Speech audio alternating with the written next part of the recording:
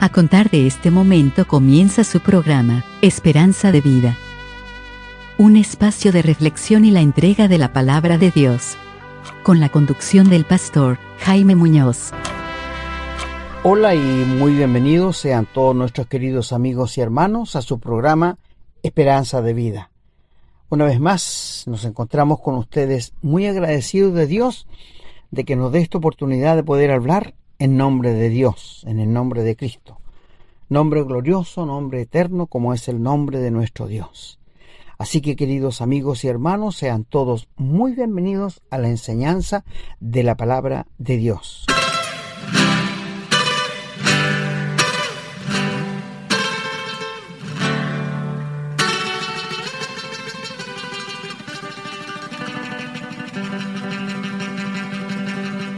Queridos amigos y hermanos, estamos nuevamente frente a la palabra de Dios y hoy día les traemos un programa que les va a llamar la atención. Y es una pregunta que dice, ¿contesta Dios tus oraciones? Al hablar de esto, tenemos que entender una cosa. Si tú haces oraciones todos los días, mañana, al mediodía, en la tarde, mi pregunta es, ¿a qué Dios le oras? ¿Con cuál Dios tratas de hablar? Porque el diablo también se le llama Dios, es el Dios de este siglo, también se llama Dios y mucha gente están rezándole a él. Entonces por esto queremos aclarar las cosas según la palabra de Dios. Es verdad que Dios nos ha dejado un camino vivo y nuevo hasta donde Él está para entrar a hablar con Él a los que hemos sido perdonados y salvados por su misericordia nada más. Porque antiguamente nadie podía entrar a la presencia de Dios salvo el sumo sacerdote que lo hacía una vez al año y con sangre ajena. Nadie más podía entrar a la presencia de Dios. Moisés fue algo especial, exceptuando de todo lo demás. Para entrar a hablar con Dios necesitamos gracia y necesitamos misericordia, como necesitaba Aarón cada vez que entraba a hablar con Dios y a llevar la sangre por el pecado del pueblo. Y tenía que echar incienso para que se llenara la casa de humo, para que no se viera realmente a Aarón. Y estas cosas son importantes notarlas y darnos cuenta que el Dios a quien estamos hablando, al que estamos orando, es un Dios 3 veces santo, que no puede tolerar el pecado de nadie. Nosotros como seres humanos podemos encontrar que no es tan grave decir una mentira. No es tan grave criticar al vecino.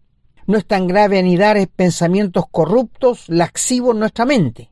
Porque somos hombres y tenemos que mirar a las mujeres. No, pero no es así. Dios ha dictado sus leyes y según las leyes de Dios, eso es pecado.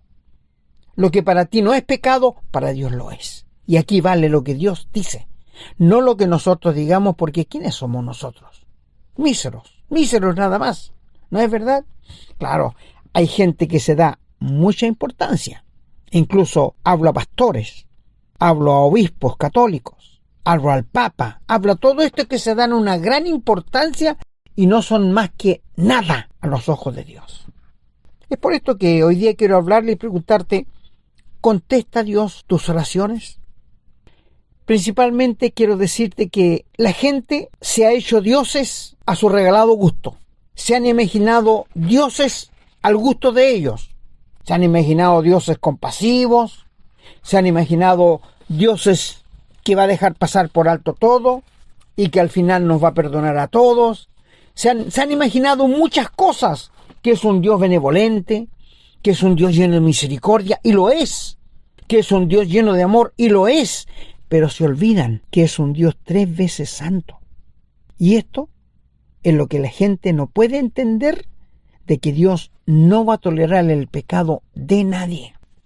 Y además, por muy bueno que tú trates de ser, por muy buenas cosas que tú trates de hacer, que si los tratas de hacer te felicito, eso no te alcanza para entrar en el cielo. ¿Y sabes por qué?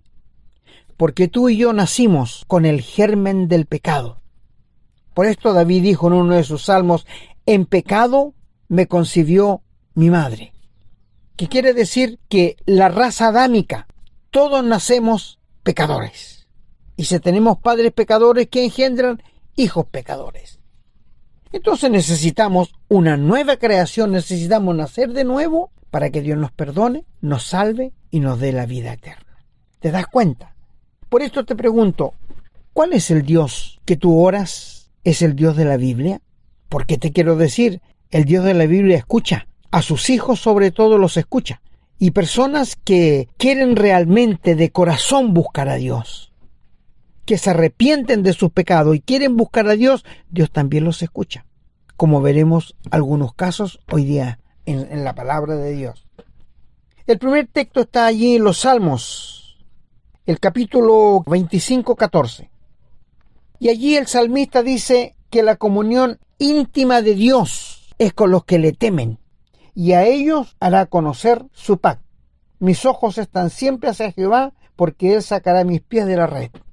Tú sabes qué es tener comunión con alguien, ¿verdad? Bueno, los matrimonios se espera que tengan comunión, que se comuniquen las cosas. Por ejemplo, si los niños se han portado mal, es obvio que la mamá en la noche le va a comentar al papá, mira, este niño hizo esto, y están teniendo una comunión. Y el esposo, por otro lado, le contará de lo que le pasó en el trabajo, cómo le fue. Es tener comunión, se comunica, es una conversación. Ahora, cuando uno se acerca a Dios, Dios quiere tener comunión con nosotros. Dios quiere tener comunión con el ser humano. Pero por causa del pecado no puede. No puede. Es decir, Dios desea tener comunión con el ser humano, pero por causa del pecado no puede. Así que cuando este texto dice aquí que la comunión íntima, lo más íntimo de Dios, es con los que le temen. ¿Y quiénes son los que le temen? ¿Los que son bautizados? No. ¿Los que son miembros de una iglesia? Tampoco. No, que no quiere decir esto. ¿Los que tratan de hacer lo mejor? No. ¿Los que se comportan muy bien? No, mi amigo. ¿Sabes quiénes son los que le temen? Los que le han creído a Dios. Los que le han creído al Dios de la Biblia, que dice que lo que es pecado es pecado. No como en el día de hoy, que el ser humano ha cambiado, a lo bueno le llama malo y a lo malo le llama bueno. Dios no cambia, es un Dios inmutable. Este es nuestro Dios. Te quiero decir que desde un comienzo Dios mostró su santidad cuando llamó a Abraham, aquel gentil, para que saliera de Ur de los Caldeos, y le dijo que le iba a dar la tierra de Canaán. Y en la tierra de Canaán le dijo, te voy a dar un hijo de tu estirpe, el cual va a ser el heredero de todo. Y pasaron más o menos 10 años y Sara, que era estéril, nunca quedó esperando hijo. Animó a su esposo para que se acostara con su sierva Agar. Es la costumbre entre los judíos que cuando un matrimonio no pueden tener hijos, le pasan la sierva o la empleada al patrón para que se acueste con ella y procree hijos. Pero en aquel tiempo no le pareció bien a los ojos de Dios. Y por 13 años, escúcheme muy, por 13 años, disciplinó a Abraham, no revelándole nada y no hablando nada con él. Es decir, la comunión que tenía Abraham con Dios se rompió por causa del pecado. ¿Y cuál fue el pecado? La desconfianza a Dios y la laxivia. Esto era. Si tú lo quieres leer y corroborar lo que yo te estoy diciendo, puedes verlo. Está en el libro de Génesis, el capítulo 16 y el capítulo 17. Y Dios le habló, le dijo, te voy a dar un hijo de Sara, no uno que sea de otra persona, tiene que ser de Sara, para que siga la descendencia real por la cual vendrá mi hijo el Señor Jesús. Abraham tuvo, por así decirlo, una disciplina de 13 años.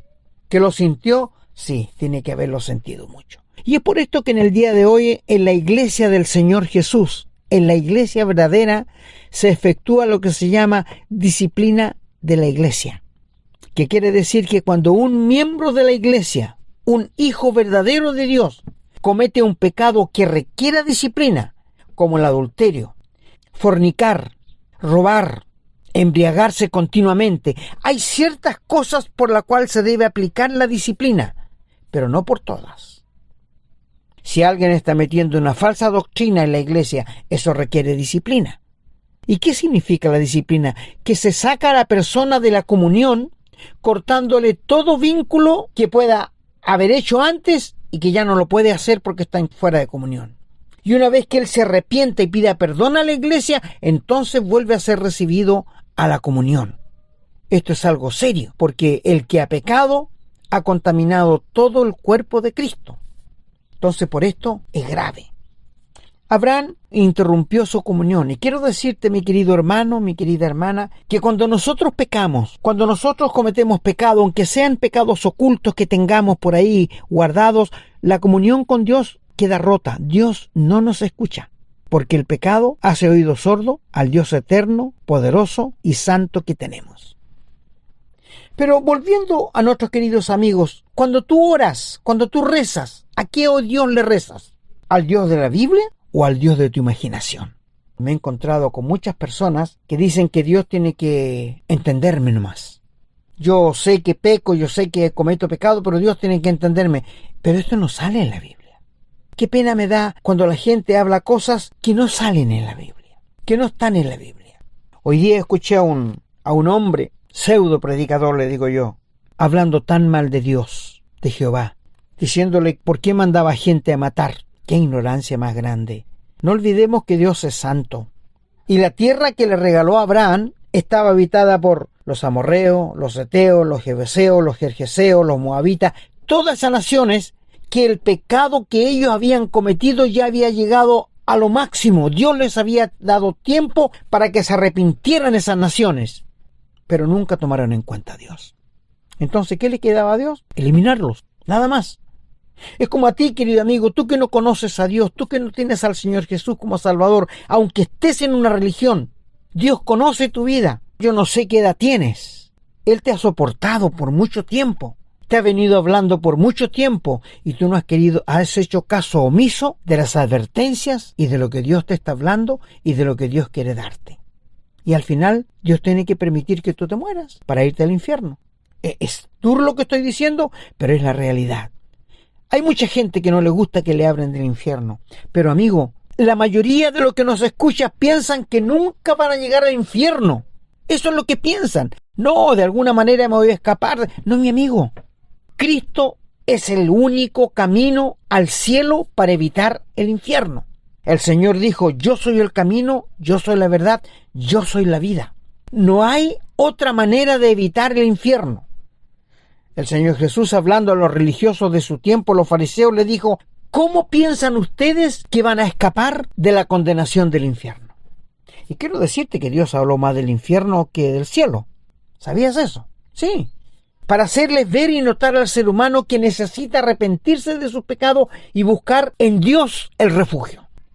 Si el Señor Jesús dijo, yo soy el camino, la verdad y la vida, nadie viene al Padre si no es por mí, es porque no hay ni una otra persona que te pueda llevar al cielo. No hay nadie más. Solo el Señor Jesús puede hacerlo. ¿Te das cuenta tú de esto? No hay nadie más que te pueda llevar al cielo sino el Señor Jesús. Y esto Él lo dice claramente en Juan capítulo 14 y versículo 6. Así que te vuelvo a preguntar, ¿a qué Dios tú le rezas? ¿A qué Dios tú le oras? Ahora, ¿qué diferencia hay entre el rezo y la oración? Bueno, el rezo es algo repetitivo. Por ejemplo, los mismos católicos dicen que rezar el Padre Nuestro. Eso no es un rezo, eso es una oración. Ellos lo llaman rezo porque lo repiten.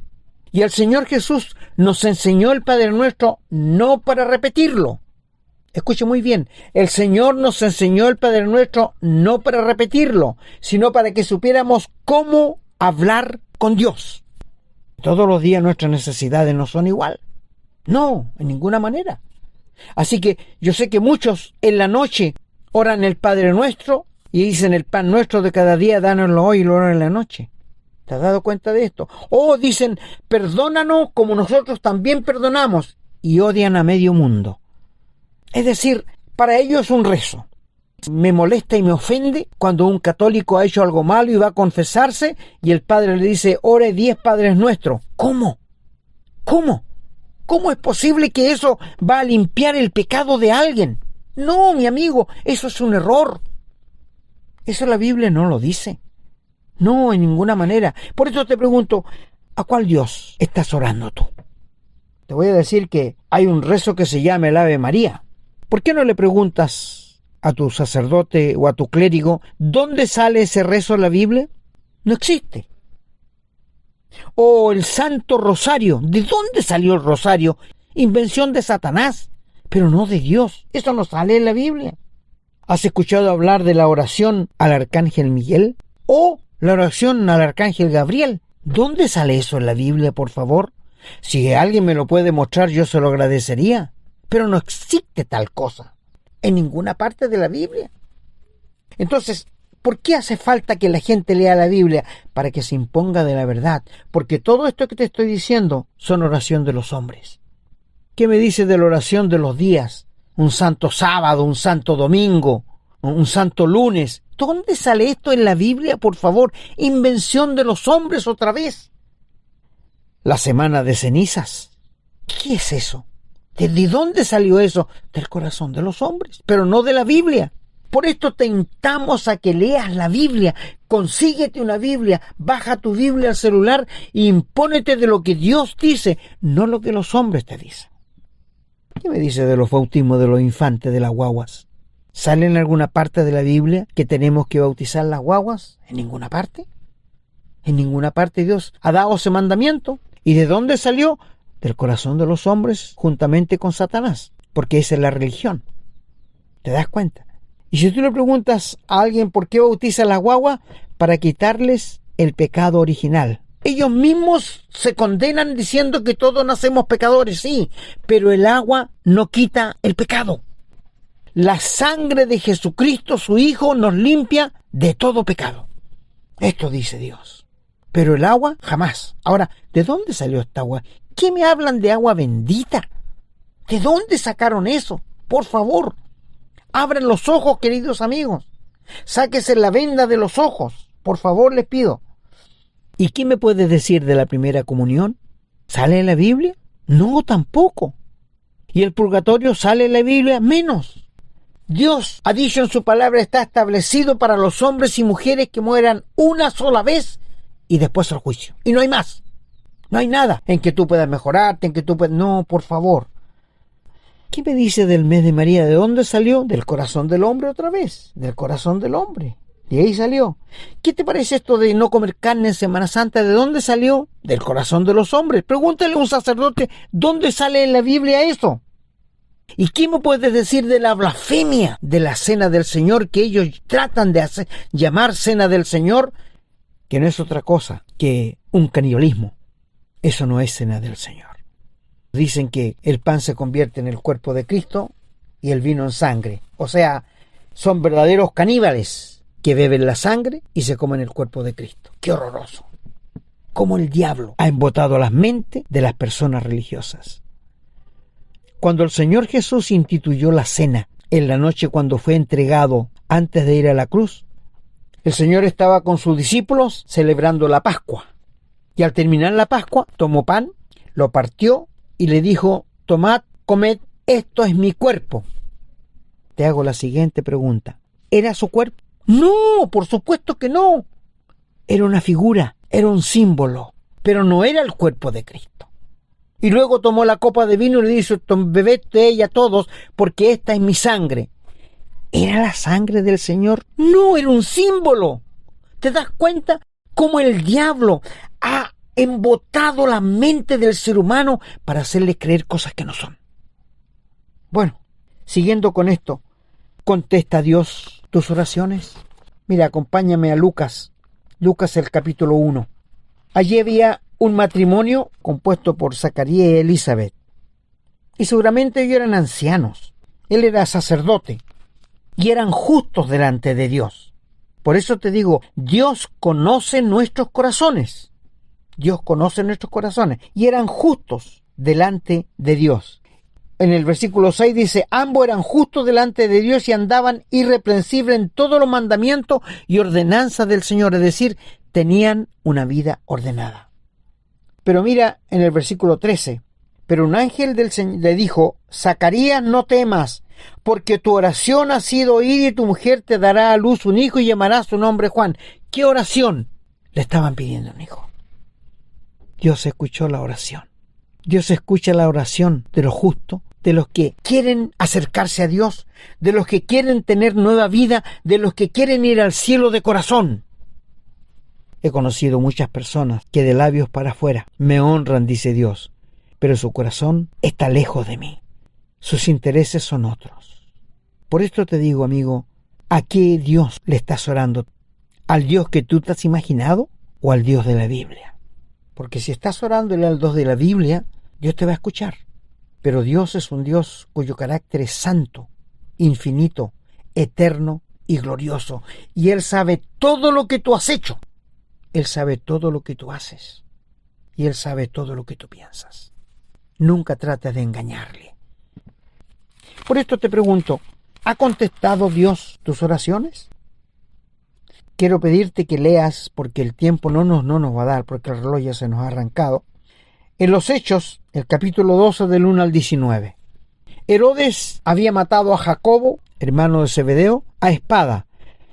Y esto le agradó a los judíos. Y como agradó a los judíos, tomó a Pedro preso y lo puso en la cárcel con 16 hombres encadenado a él, porque al otro día lo iba a sacar para matarlo. Sin embargo, la iglesia hacía a Dios oración incesante por la vida de Pedro. Y estuvieron toda la noche orando para que Dios libertara a Pedro. Y Pedro estaba allí encadenado, pero Dios contestó la oración, le dijo a Pedro, levántate un ángel y sígueme. Y las cadenas se le cayeron de las manos y él se puso su rebozo y le siguió. Pasó una puerta, pasaron dos, pasaron tres y al llegar a la calle el ángel se desapareció. Y ahí entendió Pedro que era una realidad. Y se fue directo a la casa donde estaban los hermanos orando. Y una muchacha que se llamaba Rode, cuando golpearon salió y escuchó la voz de Pedro, pero no le abrió, se fue adentro y le dijo, es Pedro, es Pedro. Y los hermanos dijeron, está loca, tiene que ser su ángel, a lo mejor murió. Entonces te pregunto, si le estamos pidiendo algo a Dios y no lo creemos, ofende a Dios. Si le estamos rogando por algo y Él lo concede y nosotros no lo creemos, ¿qué podemos pensar? Toda la iglesia no tiene que ser su ángel. Y Pedro seguía golpeando, por favor, háblenme. Y cuando abrieron y vieron a Pedro, se quedaron mudos. O sea, estaban pidiendo algo no con seguridad. Oh, hermanos, que el Señor nos aumente la fe. Que el Señor aumente nuestra confianza en Dios. Oramos a un Dios justo, santo, que nos escucha y nos contesta de acuerdo a su voluntad. Recuerdo haber leído la historia de un cantinero que tenía en toda la esquina su cantina. Y al frente, en la otra esquina, había una iglesia del Señor. Y la música que ellos tenían y el griterío que tenían no les dejaba hacer las reuniones en forma normal. Y el pastor le dijo a los hermanos, hermano, por favor, vamos a empezar a orar con fuerzas de que Dios cierre la cantina del frente para que podamos tener nuestras reuniones en forma tranquila.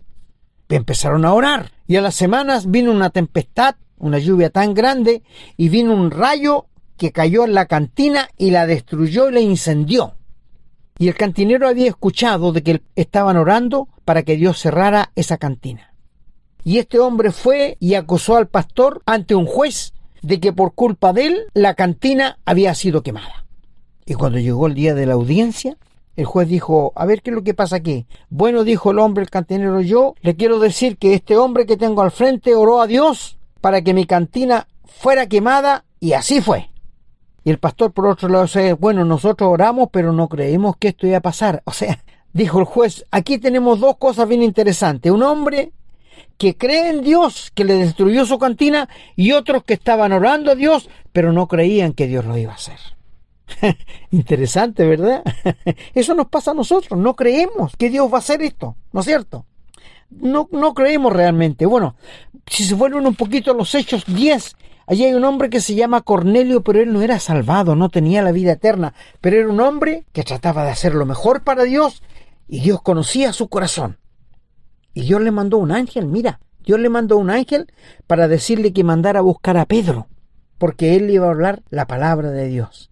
¿Te has preguntado tú, mi hermano, alguna vez, por qué los ángeles no le dan ellos el mensaje del evangelio a la gente, sino que Dios hace uso de sus hijos? ¿Te has preguntado alguna vez esto? ¿Por qué el ángel no le dijo a Cornelio, bueno, arrepiéntete de tus pecados, Jesucristo murió en la cruz por tus pecados, acéptale, sino que le dijo, manda a buscar a Pedro y él te dirá lo que debes hacer? ¿Sabes por qué, mi hermano? Porque los ángeles son creados, no son redimidos, no han sido rescatados como tú y yo. Por esto a nosotros se nos ha dejado el mensaje de ir y predicar el Evangelio a todas las naciones. Y Cornelio se le apareció el ángel y le dijo que mandara a buscar a Pedro, mandó a buscar a Pedro, y cuando Pedro llegó, estaba con toda su familia esperándolo para que le hablara las palabras de Dios. Había un hambre. Entonces, cuando uno ve esto que sale en la palabra de Dios y se da cuenta de estas cosas, uno puede pensar, ¿por qué Dios actúa de esta manera? Porque así es su voluntad, porque así es lo que Dios tiene escrito en su palabra, nada más. Y por último, para terminar, en los Hechos, en Lucas 18, del 9 al 14, aquí había un hombre fariseo, era una religión, los farisaicos, y ellos creían que haciendo muchas cosas para Dios, no importa el pecado que cometieran, Dios los tendría que escuchar. Pero no es así, no te equivoques. Y había otro que era un publicano, uno que era despreciado del pueblo porque cobraba los impuestos a los mismos judíos de parte de los romanos. Y este hombre, escúchame muy bien, habló solamente de él, en lo que estaba hablando, como he escuchado a muchas personas. Él dice, bueno, te doy gracias, Dios, porque no soy como los otros hombres, ladrones, injustos, adúlteros, ni aun como este publicano. Ayuno 2 veces a la semana, doy diezmo de todo lo que gano. O sea, todo lo que él hacía. Mas el publicano, estando lejos, no quería ni alzar los ojos, sino que se golpeaba el pecho y decía, ten misericordia de mí, que soy un pecador. Y sabe, amigo, me he encontrado con tantas personas. Y les pregunto, ¿tiene la salvación? ¿Tiene la vida eterna? Sí, por supuesto. ¿Y cómo sabes? Porque me arrepentí, porque me convertí, porque me bauticé, porque doy el diezmo. Todo de Él. Pero nada de Cristo. Nada de la cruz de Cristo. ¿Sabes? El único camino para el cielo es la cruz de Cristo. No hay otro. Si tú te encuentras con alguien por ahí, le hablas del Evangelio y te dice, sí, Cristo murió por mis pecados, yo soy salvo. Léete Gálatas 2:20. Y dice Pablo allí, con Cristo estoy juntamente crucificado, y ya no vivo yo, mas vive Cristo en mí. Y lo que ahora vivo en la carne, lo vivo en la fe del Hijo de Dios, el cual me amó y se entregó a sí mismo por mí. Esto es el verdadero Evangelio. Estos son los que son verdaderos convertidos a Cristo, que han nacido de nuevo. ¿Te das cuenta tú? Te pregunto, ¿a qué Dios le estás orando? ¿Qué oración le estás haciendo? Mi amigo, muchas de las oraciones de la gente no suben más arriba del techo.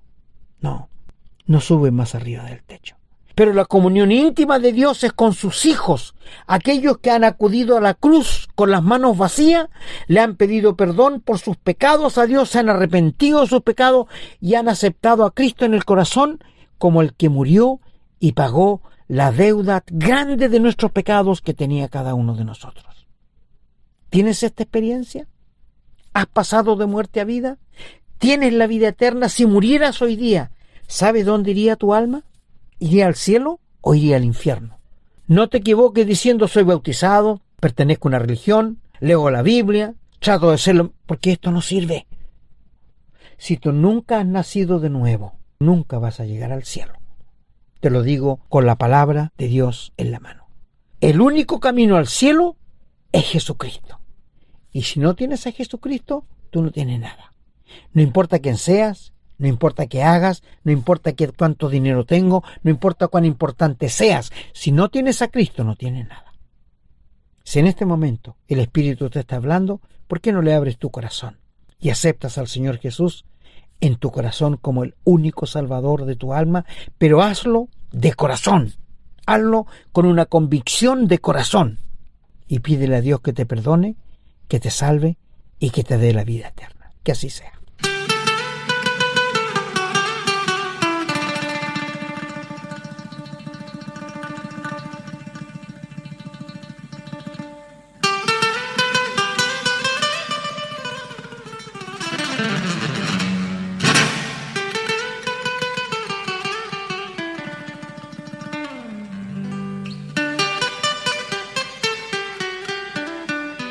Bueno, queridos amigos y hermanos, llegando al final una vez más de otro estudio, nos gustaría saber si alguno de ustedes aceptó a Cristo en el corazón, si tiene la vida eterna, si sabe que una vez que muera va a ir al cielo.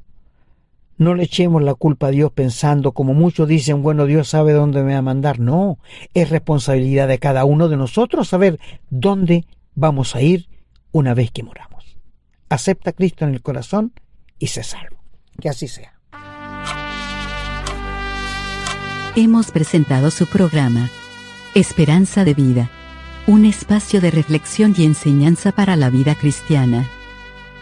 Nos gustaría volver a contar con su sintonía. Que tengan un muy buen día.